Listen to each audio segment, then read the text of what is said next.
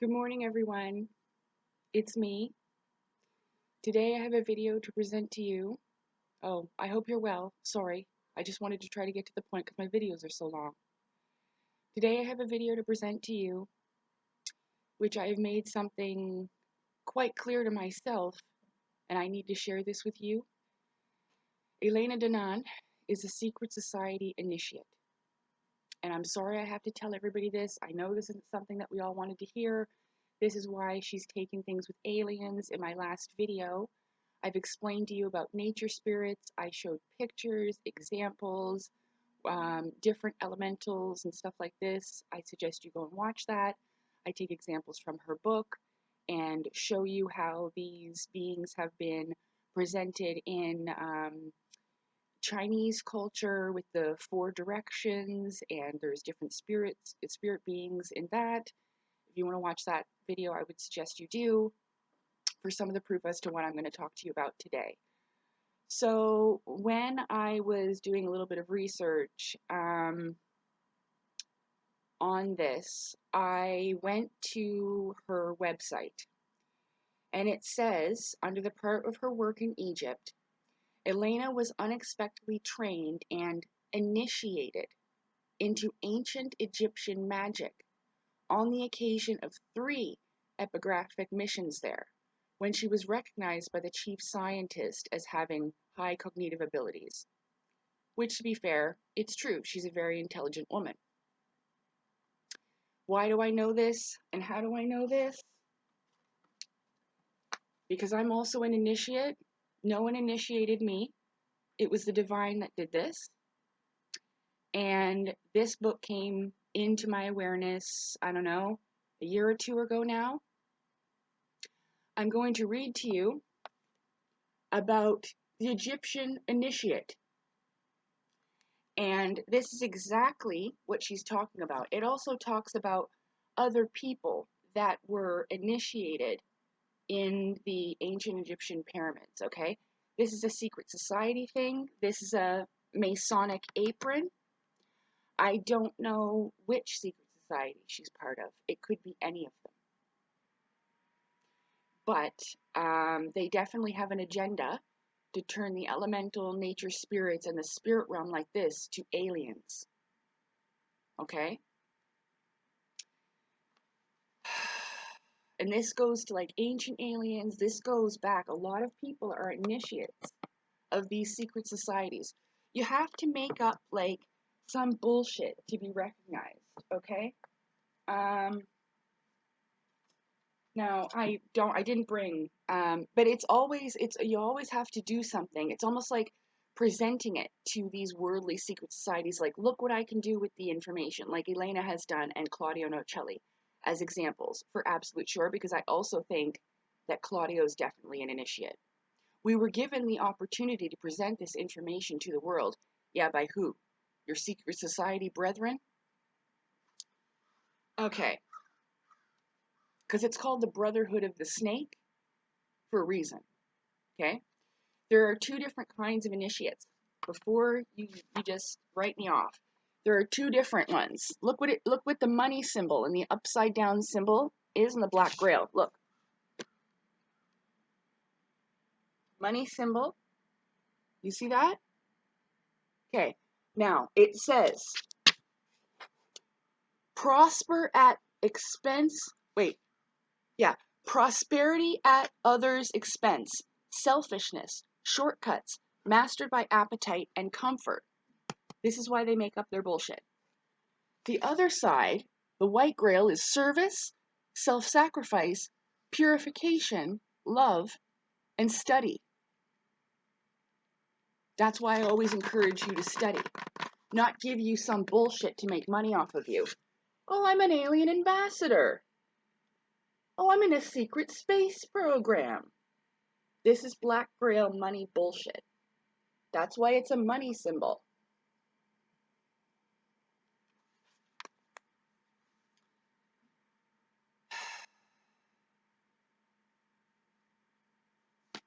All right, let me go back here. The Egyptian Initiate, page 26. The Masonic apron.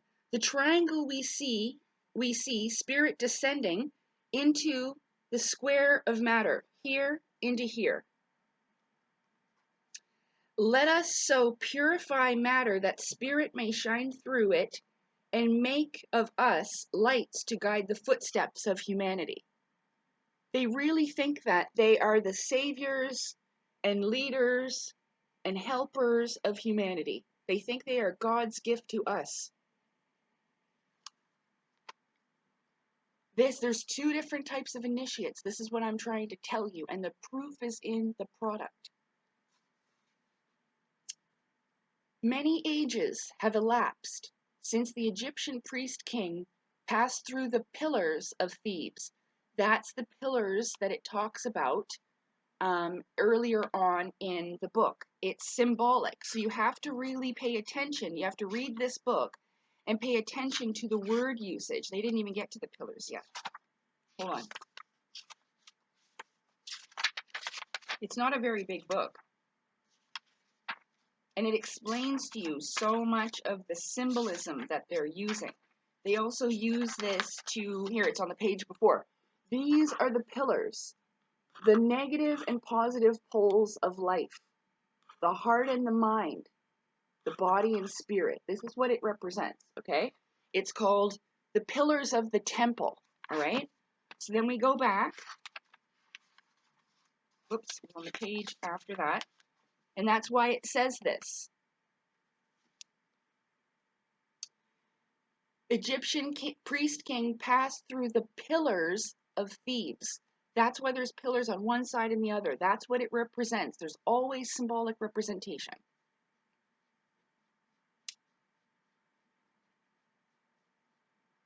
King Khufu, ages before the sinking of Atlantis, which Atlantis wasn't a place, it was an age. Thousands of years before the Christian era, so that would have been in the antediluvian age, Egypt was a land of great truths, which is true. And they were all about the spirit realm, not aliens, spirit realm. And that these beings were like our older brothers and sisters. So when you see on the walls of Egypt carvings with a large person and a small person sitting on their lap, this is a representation from older sibling to younger sibling. Yeah, that's what it represents. An older civilization to a younger civilization. That's all. But it doesn't mean aliens. The hand of the Great White Brotherhood, this would be of the White Grail, was held out into the empire of the Nile, and the ancient pyramid passages resounded with the chants of the initiates. It was then that the pharaoh, now called half human, half divine, reigned in ancient Egypt. Pharaoh is the Egyptian word for king. Many of the later pharaohs were degenerate and of little account. It is only the early pharaohs we now list among the priest kings. Try to picture for a moment the Great Hall of Luxor, its inscriptive columns holding up domes of solid granite, each column carved with histories of the gods, people who came before them. There, at the upper end of the chamber, sat the pharaoh of the Nile in his robes of state, around him his counselors, chief among them the priest of the temple. An imposing spectacle it was, the gigantic frame of the later Atlantean robed in gold and priceless jewels on his head.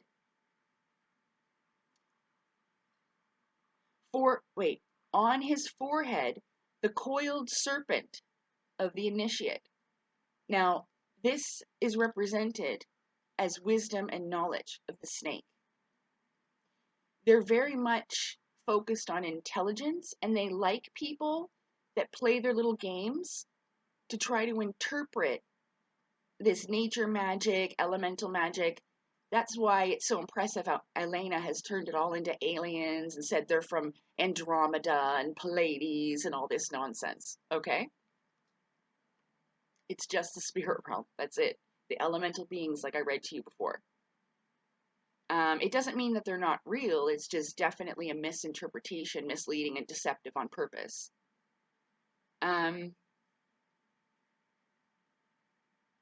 Robed in gold, on his head, posing spectacle, gigantic, on his head. The crown of the north and south. Oh, okay. So basically, that again has to do with the dark and light forces, opposing forces, north and south. Your north pole is here at the top of your head, and the south pole is at the bottom. Either I think it's at the feet or the pole. The pole is your spine. So it would be the top of the head and the base of the spine in your sacrum bone. That's your north and south poles. The double empire of the ancient, on his forehead, the coiled serpent of the initiate. The serpent which was raised in the wilderness, that all who looked upon it might live. Do you remember there was a serpent on the cross in the Bible? To protect people, if you looked upon it, you wouldn't be bitten. Do you remember that? That's what they're talking about. The Bible was used as a symbolic interpretation of all this stuff. Was raised, the serpent which was raised in the wilderness, that all who looked upon it might live. That sleeping serpent, power in man, which coiled head downward around the tree of life, drove him from the garden of the Lord, but which raised upon the cross became the symbol of the Christ. This is why they're talking about this. Do you see the serpent there? That's what they're talking about. This is the tree of life. But here, you are Mount Meru. This is you. You have to climb that mountain to reach the gods. This is the tree of life. So this is you. That's the Ouroboros serpent of reincarnation. Okay? That's the ice wall that represents the spiritual and material worlds. Right? These are the higher celestial realms with the eagle. The one that flies the highest, the divine bird, right? What is that above its head? It's got some type of symbol above its head that I can't make out what it is. But, and then you have the cosmic forces of ice and fire.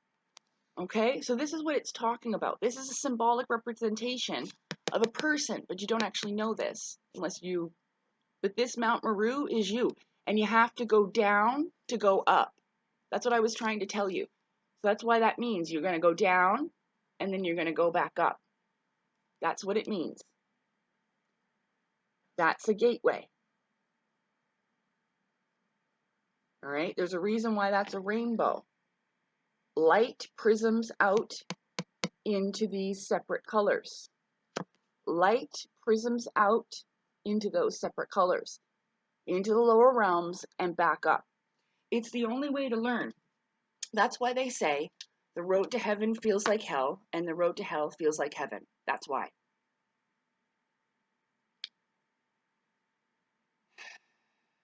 Okay, the symbol of the Christ.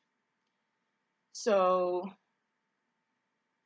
yes, and the Christ has to do with the Claustrum's oil. There's 33 bones in your spine. The Claustrum's oil starts at the base, the South Pole, and moves up to the North Pole of you. That's why it's so important for study. That's why I've given everybody, you don't even have to go look for it. It's right there. Just click it and read it. The Pharaoh was an initiate of Scorpio, and the serpent is the transmuted Scorpio energy. So it's the same as the serpent around the neck of Shiva. How he has that coiled serpent around his neck hanging out, that's what that is. That's the Kundalini serpent.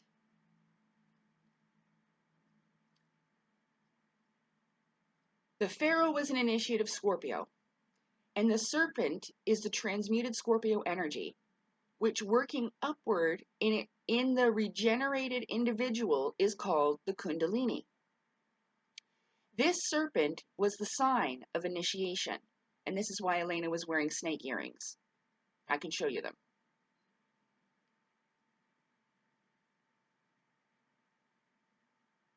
It meant that within him the serpent had been raised. Yeah, but not always. You can have black Kundalini too.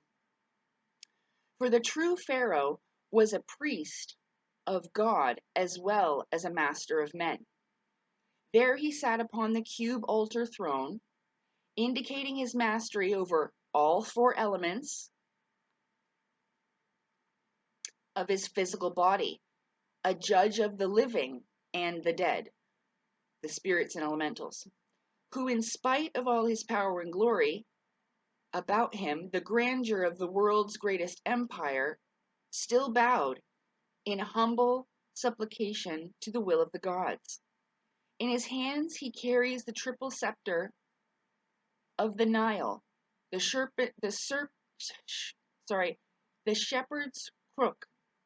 He was the guardian and keeper of his emotional body. With the Anubis-headed staff, he was the master of his mind and worthy to wield the powers of government over others, because first of all, he obeyed the laws himself.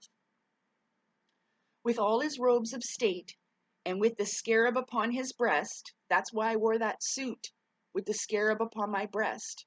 It was made, I don't know if they knew that shit when they made it, but that's why I'm wearing that suit. It's not because I'm some cabal member, it's not because I'm a New World Order person, it's not because I'm a secret society member in that way, it's because I was showing symbolic representation. That's it. And I knew that. I was aware of that. It's not like I did it without knowing. I knew that. That's why I got that suit, because it was part of my graduation process and initiation. I've been never shy about it, and I haven't lied about it or deceived or misled anyone in any way. I fell into this accidentally. Accidentally, this book came into my life. All of this stuff came into my life. And I believe it was for a very important reason. With all his robes of state, with the scarab upon his breast, with the all-seeing eye above his throne, that has to do with the eye of Horus. That's the all-seeing eye there. You know, everybody knows what that looks like, with the little thing that goes down like this, little thing, but that also represents the pineal gland. There was still nothing as precious or sacred to the ancient Egyptian priest king as the triangular girdle or apron, which was the symbol of his initiation. I could show you maybe a Masonic apron there, if I don't know.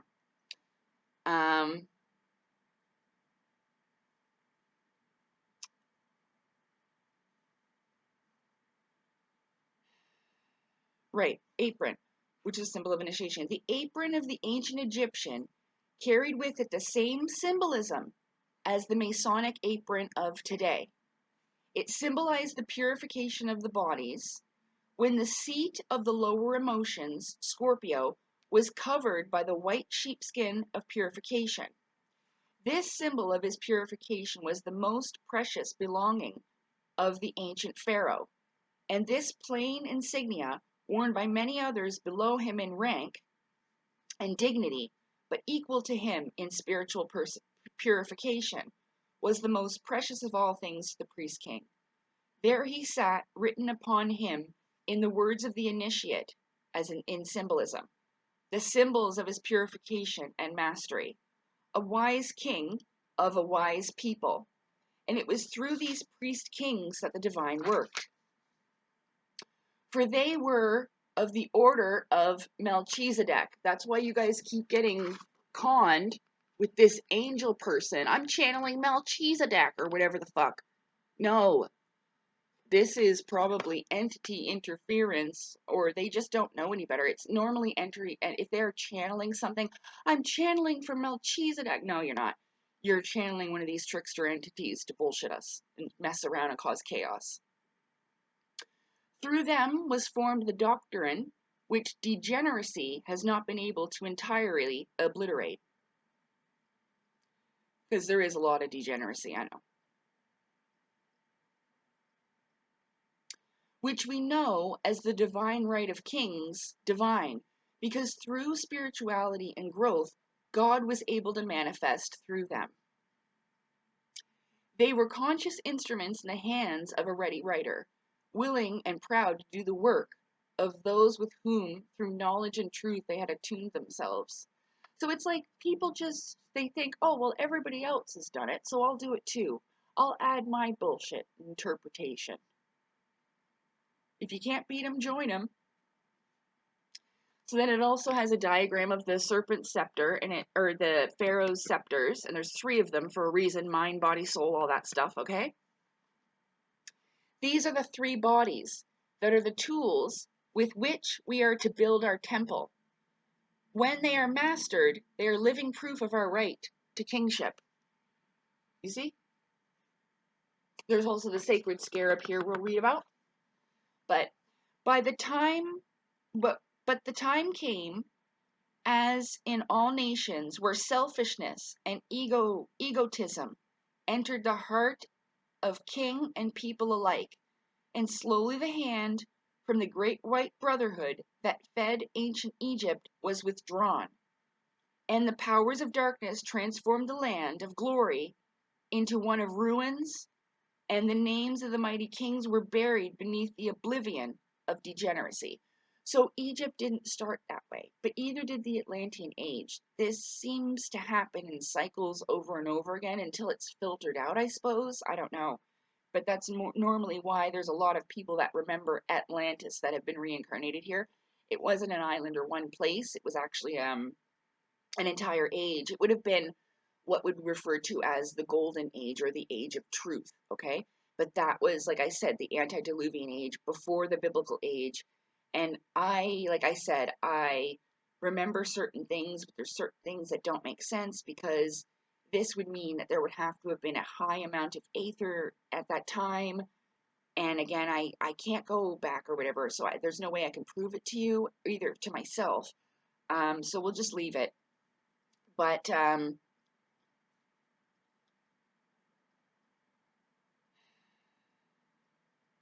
mighty cataclysms shook the world, and out of the land of darkness, the great white brotherhood carried the chosen people into the promised land. Egypt, the land of glory, disintegrated into dust. I think the promised land was the west, because this started back in ancient Egypt and they've carried it over to the west in their new lands. Yeah. The great temple, the sacred scarab, we'll read this part. In this form, the ancient Egyptians worshipped Khepera, the rising sun. So that's the sun. I also would suggest watching Ra, the Path of the Sun God. It's an absolutely incredible, symbolic, informative documentary. It's really nice, and it's way it's animated and everything. It's an excellent story. And it shows you about the path of the sun and how it relates to also our own journey. And the sacred scarab was buried with the dead as a symbol of resurrection, because it will crawl out of the dirt. For as the sun rises from the darkness of night, so the divine spirit rises from the body that is no more. The life is eternal.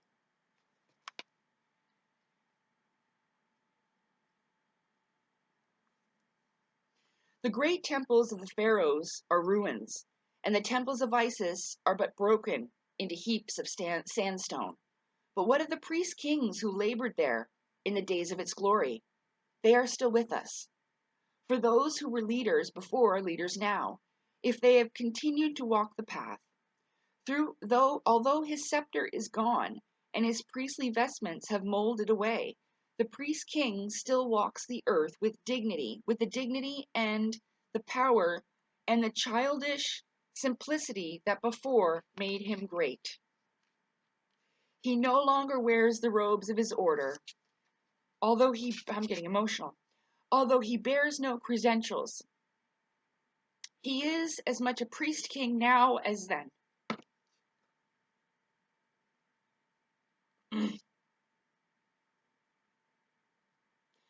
Sometimes I still mourn for what was, that it will never be again.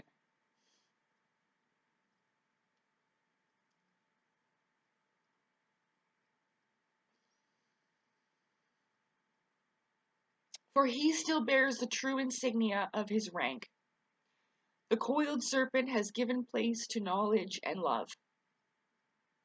The hand that bestowed the riches of the past does little acts of kindness now.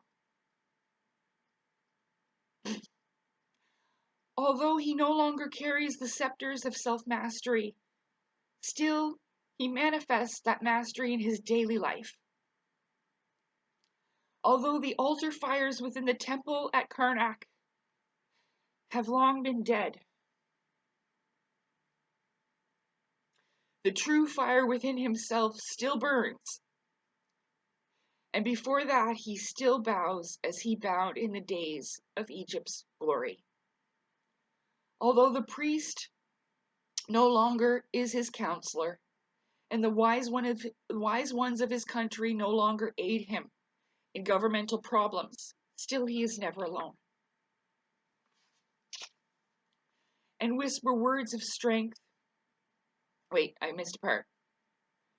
For the priests in white and counselors in blue, the blue suits, Galactic Federation blue suits, the counselors in blue,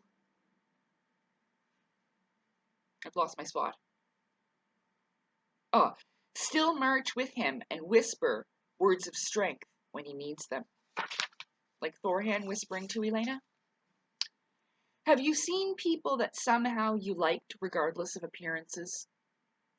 Have you seen other charming people whom you hated in spite of their charms? Have you seen learned people who were fools or impressed you as such? Or people who knew little and yet you felt they were wise?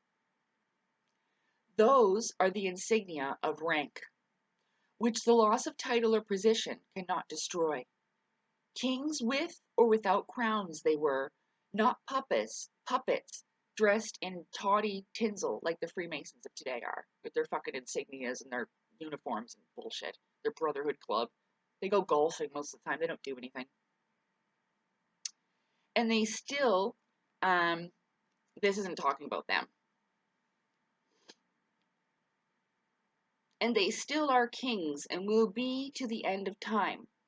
This is like talking about, have you seen people somehow you liked regardless of appearances? You'll feel this.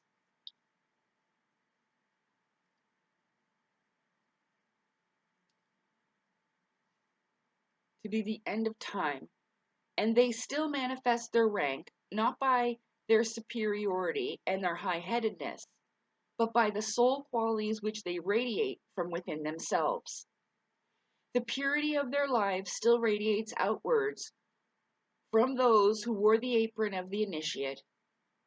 For while that triangular apron, with its serpent drawn upon it, has long since rotted away, still the spiritual counterpart of that symbol radiates in their daily lives, proving beyond all dispute that they were priest kings and are today. We find them in every walk of life, in high places and down in the mire of life. But wherever we find them, they are still the mouthpieces of the gods, and through them comes the promise to all who strive. They are kings not of the earth but of heaven, and in the life of our own master, we find one who joined himself to those who served, and was the true king, even when his only crown was a wreath of thorns. Still in the pyramid of Giza, the initiations continue. In the pyramids of Giza, the initiations continue. Still the initiate receives the insignia of his rank. You gotta remember, Egyptian magic deals with sigils. Elena Danan's little Galactic Federation thing with all the lines, that is a sigil.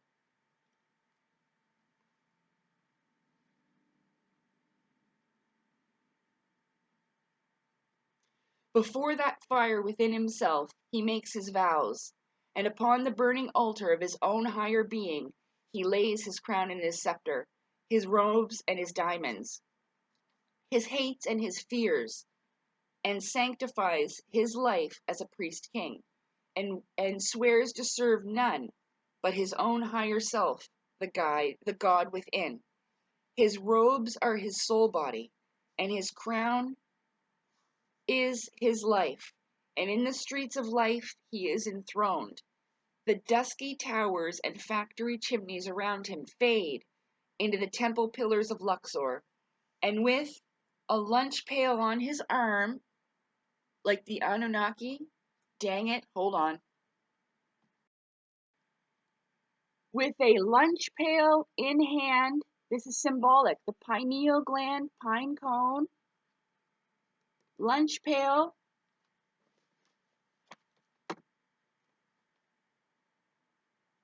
on his arm, his face brown with honest dirt, he is as much a king as when the crown of the double Nile rested upon his brow, and the priest of the temple made him one with his God and his fellow man.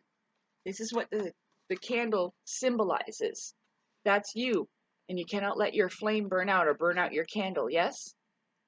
Everything in this is symbolic. It next goes on to talk about the Ark of the Covenant. So this is what it means by study, but I'm going to show you this again. My freaking hair. Okay? That's what they're talking about. This is what they tried to tell us and leave behind. So that we remembered about this process to upgrade ourselves in consciousness, like mind, body, and soul. Okay? That, the pineal gland, even here I say, is that your pineal gland is your alien implant that allows you to connect with these other beings and have communication with them. I also call my hair my antenna, and that's why people in like the Vril and Fool Society had this long hair, because it's almost an extension of your crown, like an antenna. Yes? So,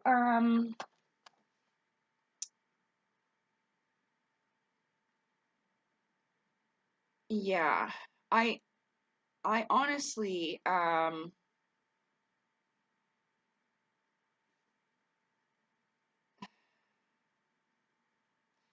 hadn't read The Initiates of the Flame when I published this. So in my book, I said it could symbolize free energy because of the fact that I've seen small devices that could be made into free energy devices on Roger Spur's channel.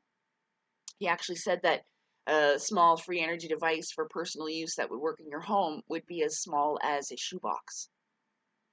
So there is that.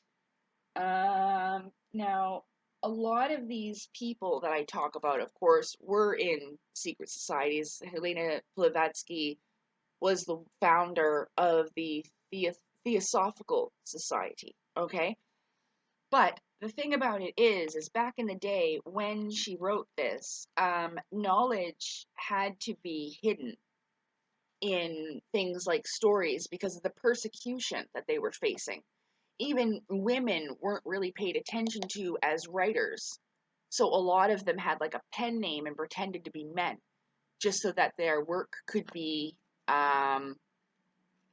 you know, reviewed or even taken seriously at all. That's quite a big shame. Or some women would have their husbands pretend they wrote it or whatever. You know what I mean? Because it just wasn't acceptable for women in those days. So you have to remember that. And when I didn't know these people. They came to me. And I think it's because that there's been so much bullshit. I really do. Um, and it's just gotten way out of control. And it's more so about materialism and money than anything else. And I think this is some type of transgression, like a no-no. So when I first encountered her, she was younger looking, and I didn't know who she was. But I got the feeling that, please go read my book. 5 pages, she said. I read 10. But she said, just 5 pages, and you'll know what I've done with this. And she was right. I did. Within 5 pages, I knew. And it's funny because I just turned to a page, shit, where'd it go? Where she dedicates this book. Dedicated to Sophia, the Divine Mother of Faith, Hope, and Love. Isn't that beautiful?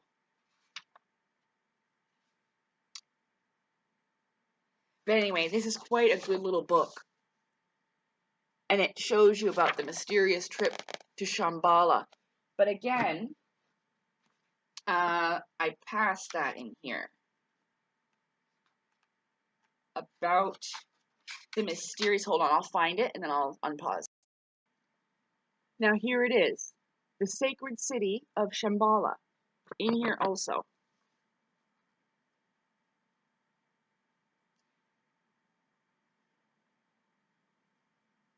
Okay, I'll just read a little bit. But it's symbolic. In every mythology and legendary religion of the world, there is one spot that is sacred above all others to the great ideal of that religion. To the Norsemen, it was Valhalla, the city of the slain, built of the spears of heroes, where feasting and warfare was the order of the day. Here the heroes fought all day and reveled by night. Every day they killed the wild boar and feasted on it, and the next day it came to life again.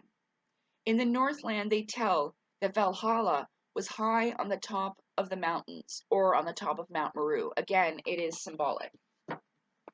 See how it's glowing? But this is also your mystical city, your kingdom, your mind. This is why it's the crown, and this is your kingdom.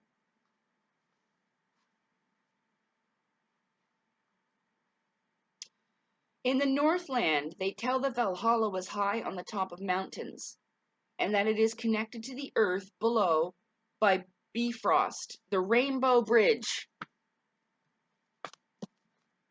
Like in Loki and Thor, that Rainbow Bridge to go to Asgard, that's what that is.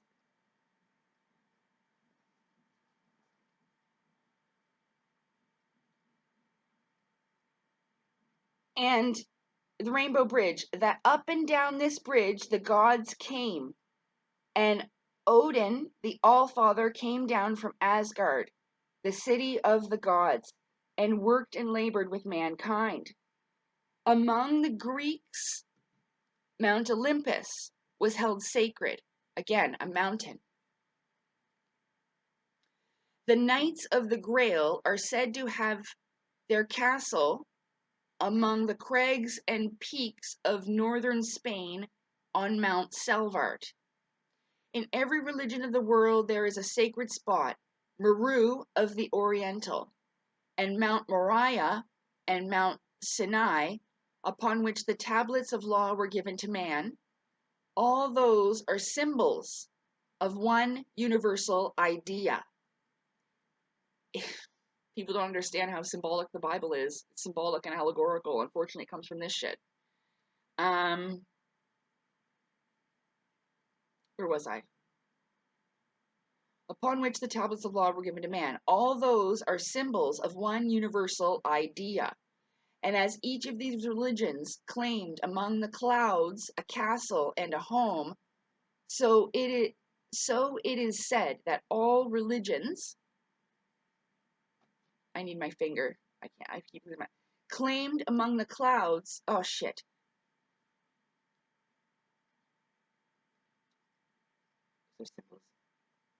Okay, I'm really sorry. And as each of these religions claimed among the clouds a castle and a home, so it is said that all religions of the world have their headquarters in Shambhala, the sacred city in the Gobi Desert of Mongolia. Among these Oriental peoples, there are wonderful legends of this sacred city, where it is said the Great White Lodge, or Brotherhood, meets to carry on the governing of world affairs. As the Aesir's of Scandinavia were 12 in number, as Olympus had 12 gods, so the Great Brotherhood is said to have 12 members, which 1 plus 2 equals 3, right? Which meet in Shambala and direct the affairs of men. It is said that this center of universal religion descended upon the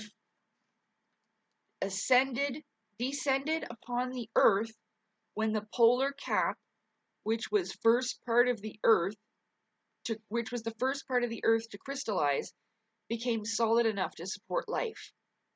Science knows that not only does the earth have two motions, that of rotation upon its axis and revolution around the sun, but that it has 9 other motions, according to the Flammarion, the French astronomer.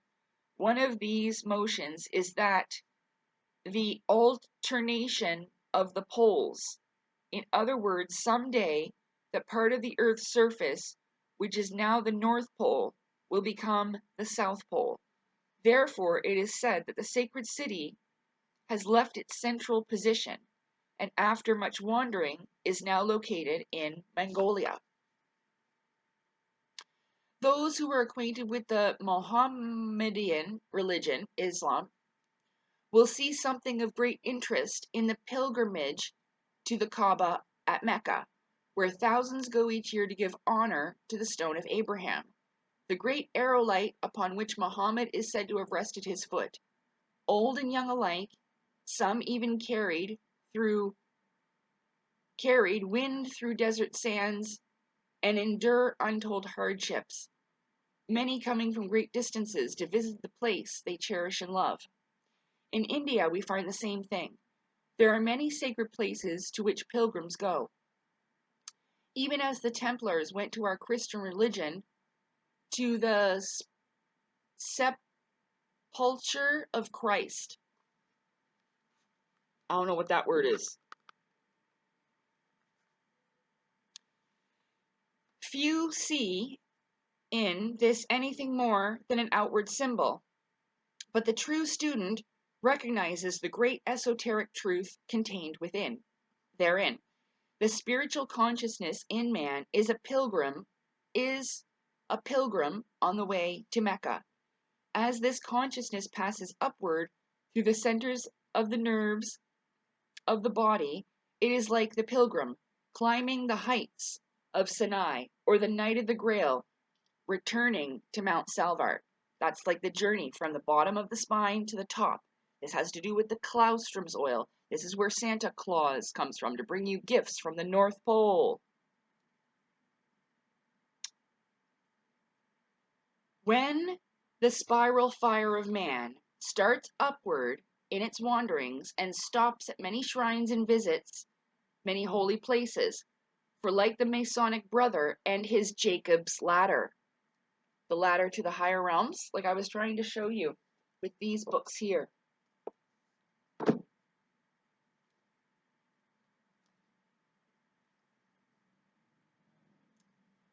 The way that leads to heaven is upward and inward. The spiral fire goes through the centers or seed ground of many great principles and worships at the shrine of many divine essences within itself, but is eternally going upward and finally reaches the great desert. Only after pain and suffering and long labor does it cross the waste of sand, that waste of sand. This is the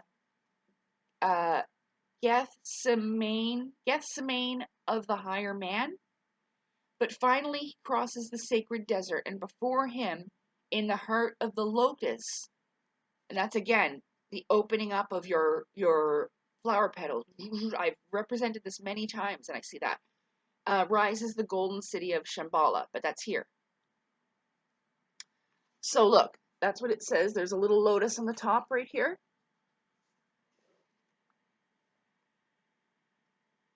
Okay? It says, may your consciousness be lifted upward through the tree of life within yourself into the brain. It blossoms forth as the lotus that rising from the darkness of the lower world lifts its flower to catch the rays of the sun.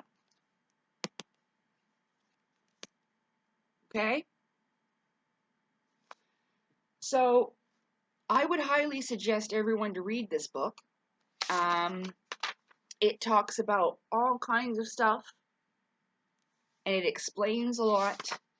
Now, some people might get upset with me because they feel like this is some type of sacred calling, which in fact it is, but unfortunately, the bullshit in which people have taken along with it has destroyed its holy mission, yes? Yeah. This is not something that you do. The ways in which they hide the mysteries is highly unusual. That's what he said.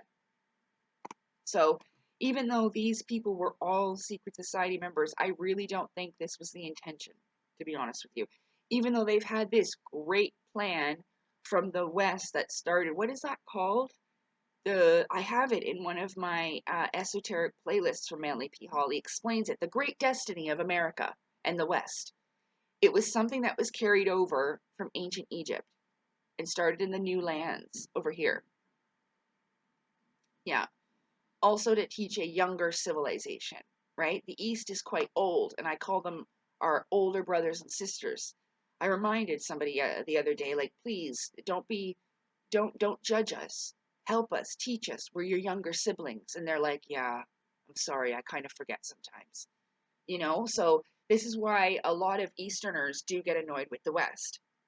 I mean, for more reasons than that, but it does have a lot to do with this. And I think that a lot of them know that the Eastern teachings have been translated in this way, and I'm not too sure how many of them are happy about that. Maybe they just don't care, or just accept that maybe it is part of the divine plan.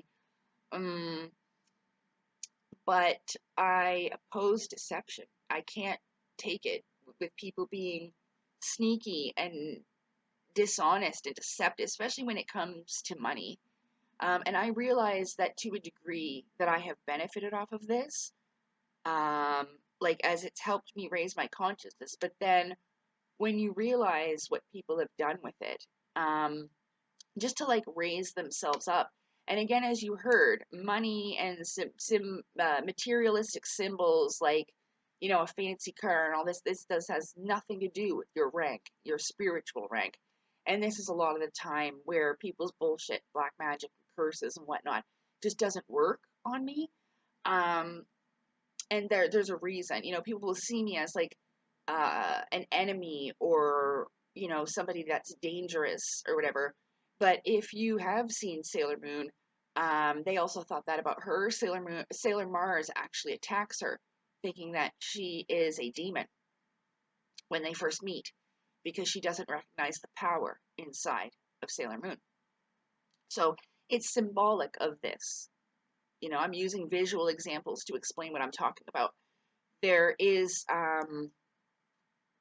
a lot of these initiates. Now, not everybody is one, but I am sure Elena Danan is. Again, I went over her Sigil symbolism in my video about chaos magic. Now, if you have a lot of people focusing on that symbol, it's basically what has launched the Galactic Federation stuff for her. It's not like she was the only one that ever talked about this, but that's why she put down people that were like, what was that called? The Galactic Federation of Light. And she crushed them because she could dominate it and do it better. She's extraordinarily intelligent, but she's not smarter than me. So, and that isn't arrogance. Like, I figured this out. I did the right thing. You do not lie, deceive. Prosperity, I don't care if it's at the end of this book. I don't care. Prosperity at the expense of others is horrible. Horrible. Okay? Nah. Nah. There's so much bullshit today that really, I mean, people should have utilized the internet for what it was for. Study. Not looking at pictures of cats and dirty movies. You see? No one's using it. I posted books. I've posted videos, articles, audiobooks. You're not doing the work. And you're taking these people's words for it. And this has been going on for a really long time. And from people that you wouldn't expect, because they're extremely clever. There's one last thing I will read to you, but this has to do with the secret space programs, okay?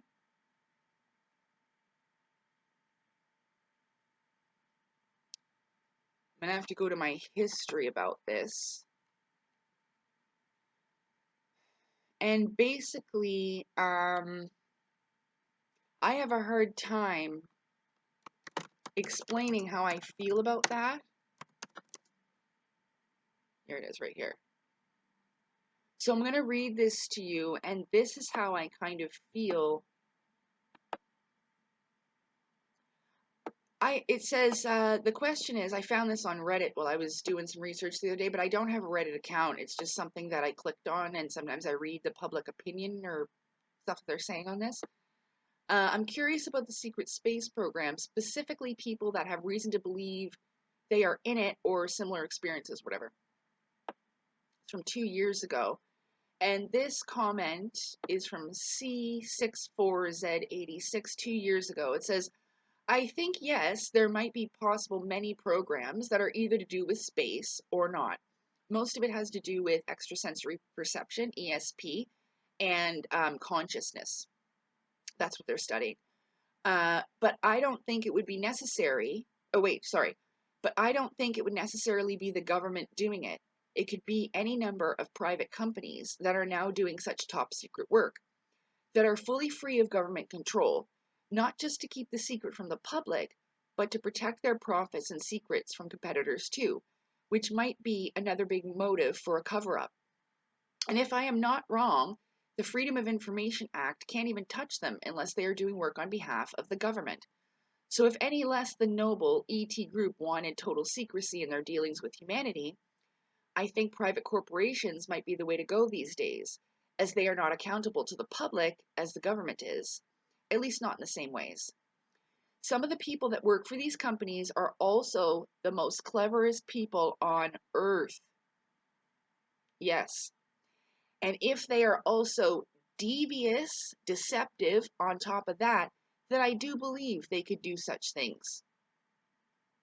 So I don't think it's one big secret space program, but perhaps many smaller ones operating in parallel through these private companies. I don't think we have a secret space fleet, though. That would be too hard to cover up, but smaller secret test ships. Anyway, so that part I'm not even sure of, again, because we definitely have repurposed technology. What is that called? ARV, Alien Reproductive Vehicle or whatever. Yeah, ARV, it's called. So, yeah, I just thought I would throw that out there. I thought that was a very interesting opinion. And you can see it like when I see about private corporations, do you know who I think about? That Ray fella, Disclosure with Ray. He's probably working for one of the secret corporations it's talking about here. Not necessarily the government, but these private companies, yeah? Yeah, that's who I saw when I read this. So this might be a secret space program like. There may be some truth to these things, but you have to remember they're not allowed to tell you this. They've taken oaths and stuff. I haven't. So I'm not held to the same laws. Sorry. I didn't take any oath with anybody. And the only reason why I figured this out is because I was chasing after what these other people were doing. Because I felt something was wrong with it. Like, there's something not right here. There's something not right. I gotta go look somewhere else. Gotta go find something else. Now, even this lady here was part of a secret society. She even suggests that you could go and find one where you could fit in, but she says it, that they're not all good, but they're not all the same. Right? This is one of the best books I've ever read. This lady is so sweet and genuine.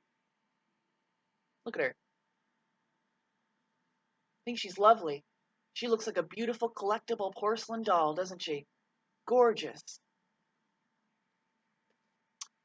And I don't know what happened to her, but you can't find her anywhere. I looked. So, it's not that all of the secret societies are evil. They can't even control, to a degree, like, who joins their order. They may all have different agendas, and that's the problem, right? So I hope you've enjoyed this. I know it's not the best news, and it's not just Elena. There's more. Or they'll have people behind them, you know? Like I just read this morning, uh, what was it, on a project gate, because everyone now today is saying that they were part of the gate program. Everyone thinks they're part of the gate program now. You'll see this. Um, it's called Stargate or whatever. It has to do with extrasensory perception and high cognitive abilities. And this is what they were talking about on Elena's website about her having high cognitive abilities. Of course, she'd be scouted for something like this. When she was recognized by the chief scientist as having high cognitive abilities, yeah, they initiated her there. And she's not allowed to tell you this. And this is the reason why she said that she knows of Jesus, but she doesn't know him. Because Jesus is a symbolic representation of the Claustrum's oil. I'm sorry. It is. It's a story that they made up. I'm sorry. All you have to do is do the work yourself. You can prove me wrong by looking at all this stuff I presented to you and tell me it's not that. Tell me it's not that. Because you can't do that. You will run your mouth with an opinion, but you have no educated opinion. Because you haven't watched these playlists, you haven't done the work, you don't even know about the Claustrum's oil. So how the fuck do you know? You're going off the Bible. You get too emotional, fucked up in your head about it. At least try. At least look at it.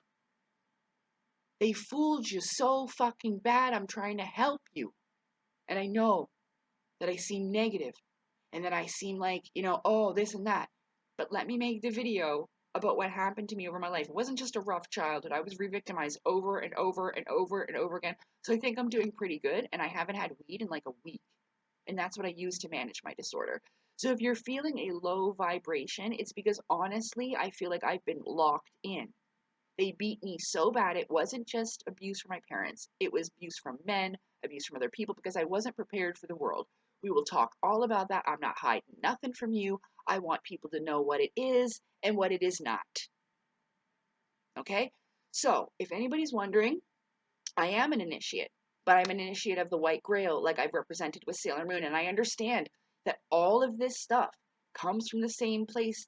I mean, like I told them, if these secret society people were sat there in front of me and said, well, bitch, you don't think it benefited you? Well, it did. It did. Thanks. But this is irresponsible. And especially messing with people the way that they are. No. So this is why I've come to be. It's not motivated by revenge or trying to, hurt people on purpose. It has nothing to do with that. It's because it's the fucking truth. If we ever want a golden age of truth, we're going to have to start telling the fucking truth, you think? Yeah? Does that make any logical sense to anyone? If you want a golden age of truth, don't you have to say the truth, the whole truth, nothing but the truth for that to be? Because that's the way it used to be. And I remember it that way in the last golden age. Whether it was, I can't prove it. So we could talk about the antediluvian age all day if you'd like. I wrote about it a little bit in my book. I'm not trying to advertise it because I don't even know if I'm ever going to sell it again. So anyway, I'm going to go now. I'm not upset. My heart's not pounding. I have a stress disorder, which many people don't even believe is real, which is also extremely hard for me. This happened to me the other day. I was looking like shit, and I bummed for a cigarette, and they're like, well, what's the matter with you? What's going on? And I told them about it, and they literally, yeah, right. Gave me the cigarette, walked away. You need to do this. Some old man that has no idea about my disorder. But I have this happen to me all the fucking time. People think it's a joke because there's people out there lying, saying that they have stuff like this. Like Corey Good definitely insinuated. He didn't say it, but he let people assume, which is no different, that he got PTSD from fighting evil aliens in a secret space program with the military, and it was a fucking lie. He made up the whole 20 and back. Total lie. Total fabrication. Anyway, I'm going to go and put those into little clips that'll be less than a minute long because people don't have time to bother or they don't want to. They don't want to. Even just this morning, someone's like, oh, Truth Seekers is a joke. He's just a smear campaign person. He's a joke. He uses AI. They're not taking him seriously. And you know why? It's because of some of the bullshit on his channel that makes him look ridiculous. Not a serious reporter. So if that doesn't change, I will address that soon enough.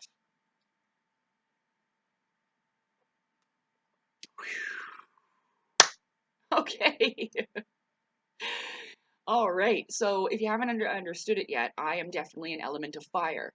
There's fire in my birth chart everywhere.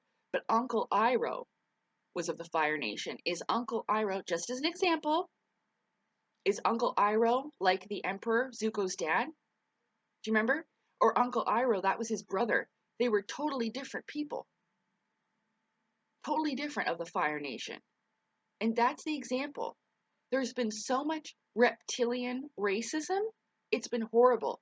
The fire beings have been totally misrepresented and named evil, rapists, child eaters, everything. The most horrible things you can say about a group of people, I call it reptilian racism for a reason. And Elena's all about that. All about that. She loves that. She hates the reptilians. Why? Even the Vulcans, it shows you in Star Trek. That's Vulcani. It says that in the elements. That's another word for the fire beings, Vulcans.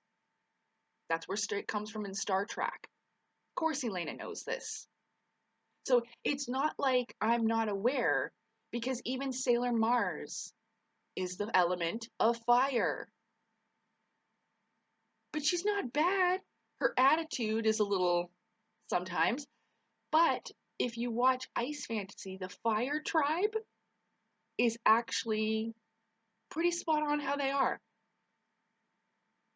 They're not evil or bad. They just, well, it even has in there that there's some struggles for power and such. I can't speak for all of them, of course, okay? But there are not so good beings in every elemental group, okay? Earth, air, fire, or water. It doesn't matter. So I really hope that this is going to help, because so many people have already been taken advantage of. It took away 15 years of my life chasing aliens, and there weren't any. That's awful. So yeah, and all for money too, to prosper at the expense of others. It's not a joke. They know this stuff, and they make this direct choice to do it. They make a direct choice because they think it's best for us. I'm not kidding you. Selfishness. You selfish bastards. Selfishness. And then all they talk about is caring about humanity and helping humanity. No, you're not. No, you're not. In your head, you might think so. Like Corey Good, oh, this benefits people. Yeah, they just love being lied to, Corey. They probably all thought that they could join the secret space program. And we're kissing your ass. Just like everybody, oh, an alien ambassador. Not for me.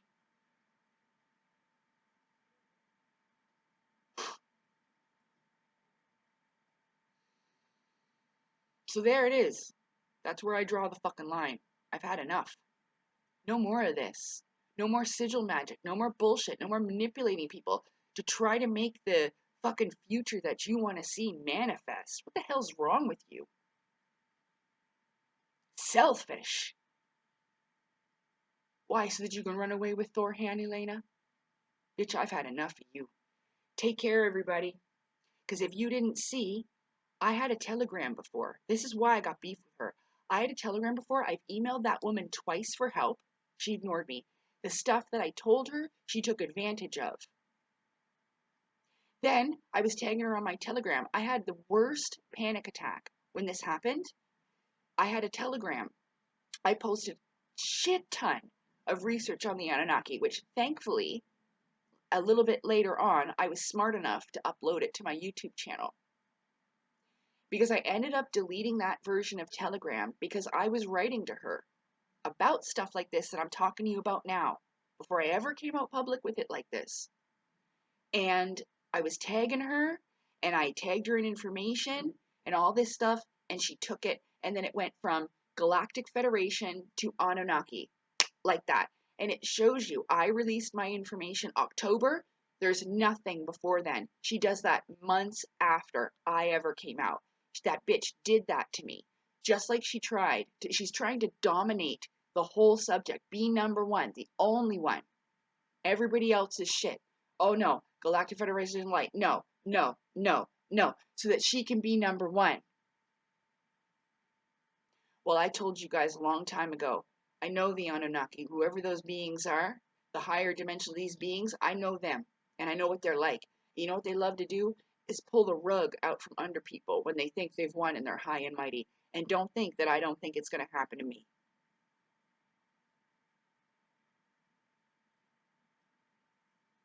My fate may be that I may be by myself forever, because this definitely is not a way to make friends. But I don't want them as friends anyway, and I don't see them as allies. I'm sorry. I just don't. We are not the same.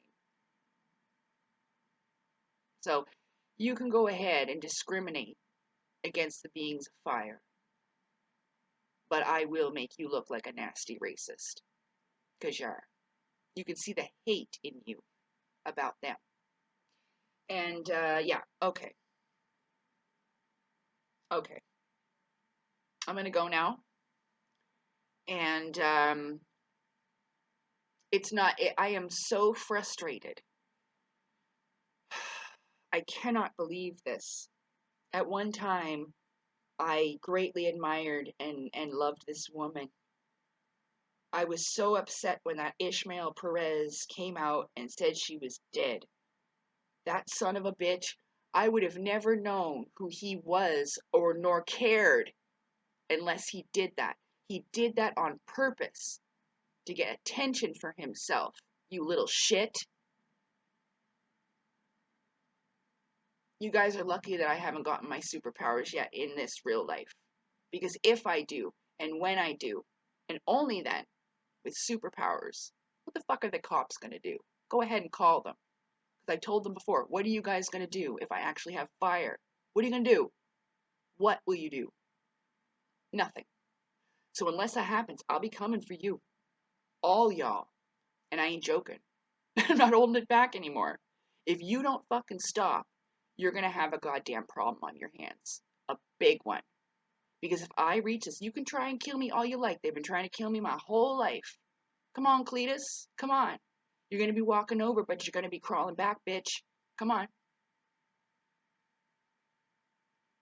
Yeah. So, I didn't want it to come to this, but clearly, it has to. Ding, ding, ding. Take care, everybody. Bye. Ha! I won't have evil forces near our temple! You must be banished!